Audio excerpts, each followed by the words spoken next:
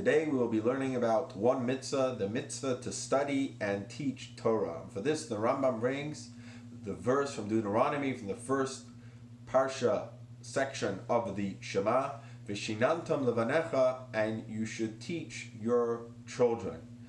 This is obligation, not just that someone should study Torah oneself and teach one's own children, but as the Rambam tells us, levanecha elu hatalmidim, that your sons over here refers to students, that we are all responsible to spread Torah to anyone that we can come into contact with. The reason why here the Torah uses the unique term for teaching, vishinantam, unlike in the second portion of the Shema, the Torah uses the word v'limadatem et b'nechem, you should teach your children. Here it uses an interesting term, vishinantam, because vishinantam comes from the word leshanen, means to sharpen. That the way we have to teach our children is they should be clear and sharp in their minds, not that they are hesitant or stuttering about the Torah that they know.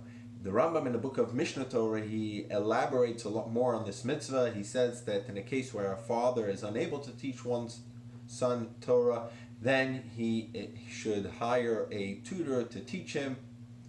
And he also mentions over there that this begins from the early age. As soon as a child is able to talk, mishayatchil ledaber, then already his father should teach him the verse Torah tziva lanu Moshe morasha kehilat Yaakov, that Moshe Rabbeinu commanded us the Torah and its inheritance for all the Jewish people, all the children of Jacob.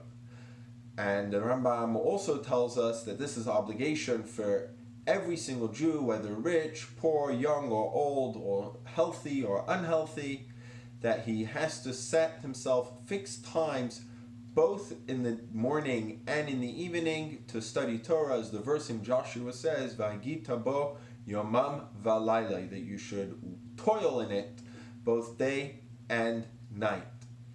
And the Rambam also tells us that the person shouldn't say, let me first make sure I'm financially okay, and then afterwards, once everything's good, I'm safe with business, then I'll take some time and I'll study Torah. So the Rambam brings from the Ethics of Our Fathers, Al Tomar lechisha efne eshne shema lo tipanem. Person shouldn't say that once I have time, then I will study, because maybe one will actually never have time. The Alter Rebbe, in the 5th chapter of Tanya, he tells us why, in a way, the study of Torah is more superior to all the other mitzvahs. Because with all the other mitzvahs, through fulfilling a mitzvah, we draw down divine light, the Shekhinah, and the Shekhinah comes and surrounds the person who did the mitzvah. Like we say when we make a blessing of a mitzvah, Shekedeshanu b'mitzvotav, that he sanctified us with his mitzvot. With the study of Torah, not just does the divine light, the Shekhinah, surround us, but also when we understand the ideas of Torah, so the Torah, which is God's wisdom, is found in our minds and we surround it. So the Shekhinah surrounds us and we are surrounding it as well, which there's no greater bond and connection than that.